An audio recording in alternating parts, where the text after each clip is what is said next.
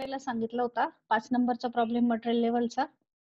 तुमच्याकडे सर्वांकडे लिहिलेला आहे, त्यामुळे मी आता प्रॉब्लेमची स्क्रीन जास्त वेळ दाखवणार नाही, डायरेक्ट सोल्युशन घेते. Find out reordering level, maximum level, minimum level and average stock level. Given information is normal consumption 300 units per day, maximum consumption 420 units per day, minimum consumption 240 units per day, reorder quantity 3600 units, maximum period for receiving goods 10 days, maximum period minimum period for receiving goods 10 days and maximum period 15 days, normal period 12 days. या पद्धतीने problem दिलेला होता आणि आपल्याला 4 levels calculate करायच्या होत्या. त्यात आपण फर्स्ट कॅल्क्युलेशन केलेलं आहे रिऑर्डरिंग लेवलचं.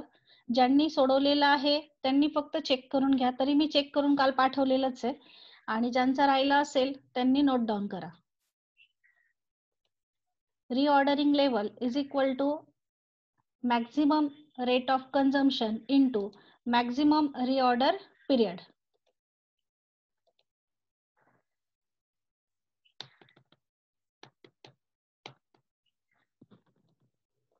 फॉर्म्युला लिहा रिऑर्डरिंग लेवलचा. मॅक्झिमम रेट ऑफ कन्झम्पशन गुणिले मॅक्झिमम रिऑर्डर पिरियड. युजेस म्हटलं तरी चालेल. Maximum usages per day into maximum reorder period in days. सूत्रात किमती टाका. मॅक्झिमम युनिट 420 युनिट आहेत आणि मॅक्झिमम पिरियड 15 डेज आहेत.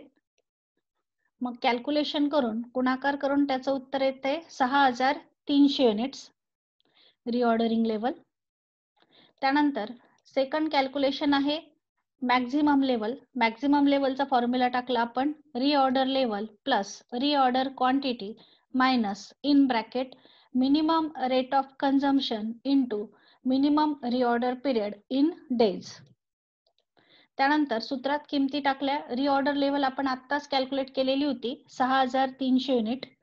रिऑर्डर क्वांटिटी आपल्याला प्रॉब्लेम मध्ये दिलेली होती 3600 युनिट. त्यानंतर मिनिमम कन्झम्पशन आणि मिनिमम जो पिरियड आहे तो आपण सूत्रामध्ये पुट केला.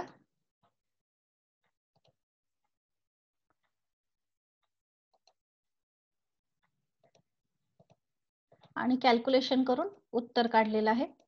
Reorder level 6300 unit. Reorder quantity problem मध्ये दिल्याप्रमाणे 3600 युनिट वजा minimum rate of consumption 240 unit आणि मिनिमम डिलिव्हरी पिरियड जो आहे तो 10 डेज आहे. आधी 6300 आणि 3600 ची बेरीज करून घेतली. त्यानंतर कंस सोडवला आणि दोन्हींची वजाबाकी केली. बेरीज आली 9900 युनिट वजा कंस सोडून उत्तर आलं 2400 युनिट. दोन्हींची वजाबाकी करून फायनल आन्सर आलं 7500 युनिट. ही आली मॅक्झिमम लेवल. त्यानंतर मिनिमम लेवल कॅल्क्युलेट केली. मिनिमम लेवलचा फॉर्म्युला लिहिला. Reorder level minus average rate of consumption per day into average reorder period in days. सूत्रात किमती टाकल्या. रिऑर्डर लेवल 6300 युनिट वजा ॲव्हरेज म्हणजेच नॉर्मल कन्झम्पशन 300 युनिटचं दिलेलं आहे आणि ॲव्हरेज रिऑर्डर पिरियड 12 डेज दिलेला आहे.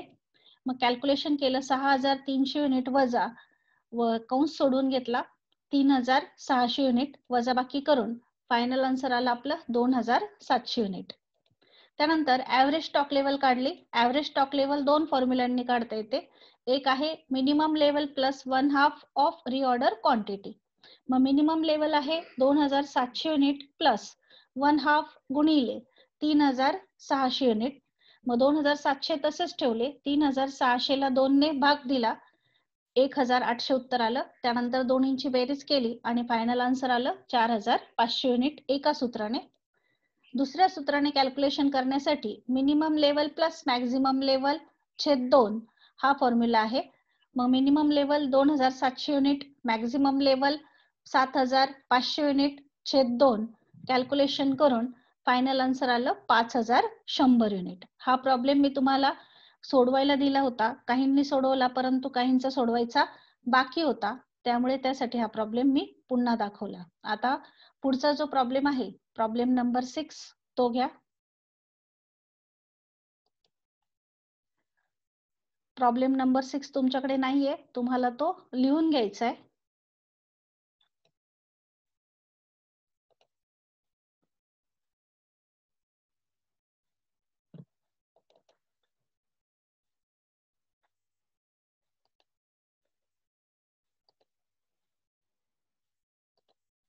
प्रॉब्लेम नंबर 6 लिहून घ्या.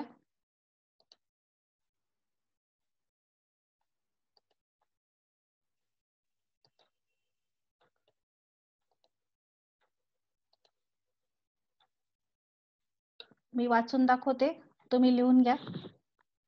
The availability of an imported machinery component is irregular and consequently the consumption pattern also varies during the year. So how should the reorder level be ascertained for this component? एक machinery आहे, imported machinery, जिचा जो component आहे तो irregular आणि consumption pattern जे आहे ते वर्षामध्ये वेगवेगळ्या पिरियडमध्ये वेगवेगळं आहे, म्हणजे बदलत आहे. आपल्याला विचारलंय show how should reorder level be ascertain for this component. मग त्या कंपोनंटसाठी रिऑर्डर लेवल किती असेल. त्यानंतर डेटा दिलेला आहे आपल्याला. From the following annual data compute average stock level for the sed component. आणि आपल्याला ॲव्हरेज स्टॉक लेवल कॅल्क्युलेट करायला सांगितलेले आहे. म्हणजे बाकीच्या लेवल्स काढायला सांगितलेलं नाहीये, फक्त ॲव्हरेज स्टॉक लेवल कॅल्क्युलेट करायला सांगितलेले आहे. Given information is maximum uses in month.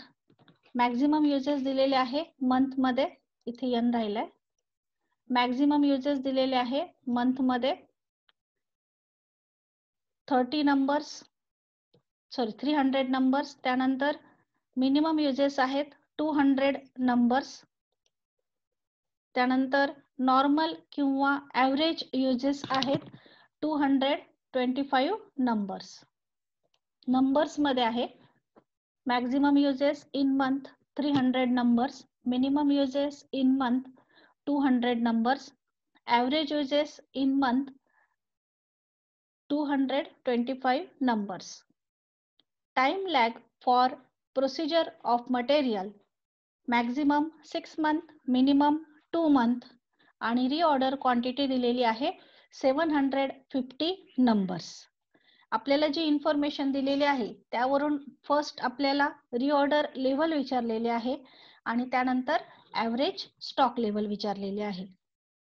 Problem लिहून घ्या आणि लिहून झाल्यानंतर रेज हँड करा. बघा आपल्याला दोनच लेवल विचारलेत, रिऑर्डर लेवल विचारलेले आहे आणि ॲव्हरेज स्टॉक लेवल विचारलेले आहे. मग रिऑर्डर लेवल आपण नेहमीप्रमाणे कॅल्क्युलेट करणार आहोतच, पण ॲव्हरेज स्टॉक लेवल काढण्यासाठी आपला जो ॲव्हरेज स्टॉक लेवलचा फॉर्म्युला आहे, मग आपला जर पहिला फॉर्म्युला आपण फक्त वापरायचा ठरला तर पहिल्या फॉर्म्युल्यानुसार आपल्याला ॲव्हरेज स्टॉक लेवल काढण्यासाठी काय लागेल, मिनिमम लेवल लागेल. म्हणजे जरी आपल्याला सांगितलेली नसेल तरी मिनिमम लेवल मात्र आपल्याला कॅल्क्युलेट करावी लागेल, जरी फक्त ॲव्हरेज स्टॉक लेवल सांगितलेले असेल तरी, कारण की ॲव्हरेज स्टॉक लेवलच्या फॉर्म्युल्यामध्ये मिनिमम लेवल गरजेचे आहे म्हणून. मग आपण आता प्रॉब्लेम सॉल्व्ह करायला सुरुवात करू. फर्स्ट रिऑर्डर लेवल कॅल्क्युलेट करा. Calculation of reordering level. Formula लिहा. Reordering level is equal to short form मध्ये MXC into MXRP. MXC into MXRP. Maximum usages per month into maximum reorder period in months. Maximum usages per month into maximum reorder period in month. मग आपल्याला जी given information आहे त्यानुसार maximum uses जे आहेत ते 300 numbers सांगितलेत. Numbers आहे जे एकक सांगितलं असेल तेच लिहायचं, म्हणून 300 नंबर्स इंटू मॅक्झिमम पिरियड आहे 6 months गुणिले 6 महिने. मग 300 गुणिले 6 करा, 1800 आणि युनिट लिहायचं नंबर्स 1800 नंबर्स 1800 नंबर्स. आपण अगोदर रिऑर्डर लेवल काढली कारण की रिऑर्डर लेवल कॅल्क्युलेट करायला सांगितलेली होती. 1800 नंबर्स. त्यानंतर सेकंड कॅल्क्युलेशन घ्या ॲव्हरेज स्टॉक लेवलचं. ॲव्हरेज स्टॉक लेवल आपण आता इथे फक्त एकच फॉर्म्युलाने काढणार आहोत, जो आपला कॉमन फॉर्म्युला आहे, जो आपण नेहमी वापरतो तो minimum level plus 1/2 reordering quantity. या फॉर्म्युल्याने आपण कॅल्क्युलेट करणार आहोत. मग सेकंड कॅल्क्युलेशन घ्या, calculation of average stock level. पण ॲव्हरेज स्टॉक लेवल कॅल्क्युलेट करण्यासाठी आपल्याला जो फॉर्म्युला वापरायचा आहे तो फॉर्म्युला जो आहे त्यामध्ये मिनिमम लेवल गरजेचे आहे. जर मिनिमम लेवल आपण कॅल्क्युलेट केलेली नसेल तर आपण ॲव्हरेज स्टॉक लेवल कॅल्क्युलेट करू शकत नाही. म्हणून आपल्याला तो फॉर्म्युला वापरताना अगोदर मिनिमम लेवल पण काय करावी लागेल, कॅल्क्युलेट करावी लागेल. म्हणून मिनिमम लेवल आपण अगोदर कॅल्क्युलेट करून घेणार आहोत. मग एक फक्त वाक्य टाकायचं आहे आपल्याला. वरती म्हणा calculation of average stock level. Calculation of average stock level.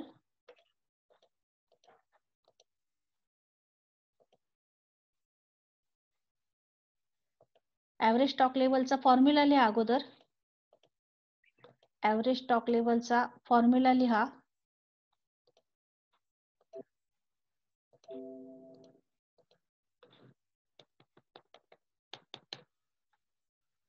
Average stock लेवलचा फॉर्म्युला लिहा. Average stock level is equal to minimum level. Average stock level is equal to minimum level plus 1/2 reordering quantity plus 1/2 reordering quantity. आणि त्याखाली एक वाक्य लिहा. Here minimum level of stock is not given in the problem, hence minimum level चा formula लिहा. Calculation of average stock level. Average stock लेवलचा आधी formula लिहून घ्या. Average stock level is equal to minimum level plus 1/2 reorder quantity. Here minimum level of stock is not given in problem, hence minimum stock level बरोबर reorder level minus in bracket average rate of consumption गुणिले average reorder period.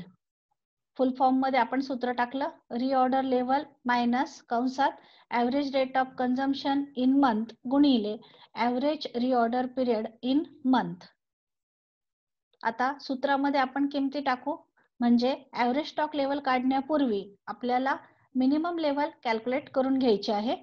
मग सूत्रात किमती टाकल्या. Reorder level आपण आधीच calculate केलेली आहे 1800 नंबर्स मायनस कंसात ॲव्हरेज रेट ऑफ कन्झम्पशन म्हणजेच नॉर्मल कन्झम्पशन दिलेलं आहे आपल्याला 225 नंबर्सचं. मग 225 नंबर्स गुणिले ॲव्हरेज पिरियड मात्र दिलेला नाहीये कारण की जो पिरियड दिलेला आहे तो मॅक्झिमम 6 मंथ आहे आणि मिनिमम 2 मंथ आहे. मग ॲव्हरेज पिरियड आपल्याला कॅल्क्युलेट करून घ्यावा लागेल. म्हणून इथे आणखी कंसात एक कंस टाकलेला आहे 6 अधिक 2. 6 मॅक्झिमम 2 मिनिमम छेद 2. मग 6 आणि 2 8 होतात. 8ला 2 नी भाग दिला तर उत्तर येतं 4 मंथ्स. म्हणून पुढे लिहिलंय दॅट इज 4 मंथ्स. मग ॲव्हरेज पिरियड जो आहे तो आपल्याला कॅल्क्युलेट करून घ्यावा लागलेला आहे या पद्धतीने. तो आपल्याला प्रॉब्लेम मध्ये दिलेला नाहीये. मग 6 महिने अधिक 2 महिने दोन्हींची बेरीज करून त्याला 2 ने भाग दिला. मग ॲव्हरेज पिरियड आला 4 मंथ. कंस सोडवून घेतला. 1800 नंबर्स तसेच लिहिले मायनस 225 गुणिले 4 केले. कॅल्क्युलेशन करून उत्तर आलं आपलं 900 नंबर्स. मग 1800 नंबर्स मधून 900 नंबर्स मायनस करा. फायनल आन्सर आलं 900 numbers. 900 numbers. Average stock level अजून आपल्याला काढायची आहे. पण ॲव्हरेज स्टॉक लेवल काढण्यासाठी मिनिमम लेवल लागते. म्हणून आपण मिनिमम लेवल अगोदर कॅल्क्युलेट करून घेतलेले आहे. आता ॲव्हरेज स्टॉक लेवल साठी किमती टाका. बरोबर मिनिमम लेवल अधिक 1/2 गुणिले रिऑर्डरिंग क्वांटिटी. मग मिनिमम लेवल आपण कॅल्क्युलेट केलेली आहे. मिनिमम लेवल आत्ताच कॅल्क्युलेट केली 900 नंबर्स प्लस 1/2 म्हणजे 1/2 गुणिले रिऑर्डरिंग क्वांटिटी आपल्याला प्रॉब्लेम मध्ये दिलेली आहे 750 नंबर्स. मग 900 तसेच ठेवले. 900 नंबर्स अधिक 750 ला 2 ने भाग द्या. उत्तर येतंय 375 नंबर्स. दोन्हींची बेरीज करा. 900 अधिक 375 नंबर्स. फायनल आन्सर येतंय ॲव्हरेज स्टॉक लेवलचं 1275 नंबर्स. 1275 नंबर्स.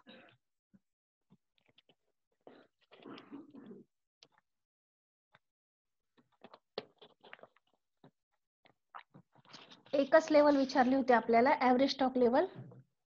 मॅक्झिमम लेवल विचारलेली नव्हती, मिनिमम लेवल पण विचारलेली नव्हती. पण मिनिमम लेवल का काढावी लागली?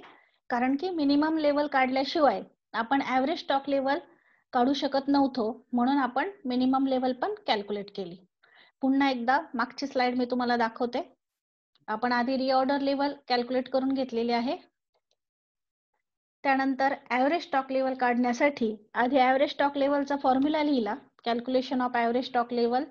ॲव्हरेज स्टॉक लेवल बरोबर minimum level plus 1/2 reorder quantity.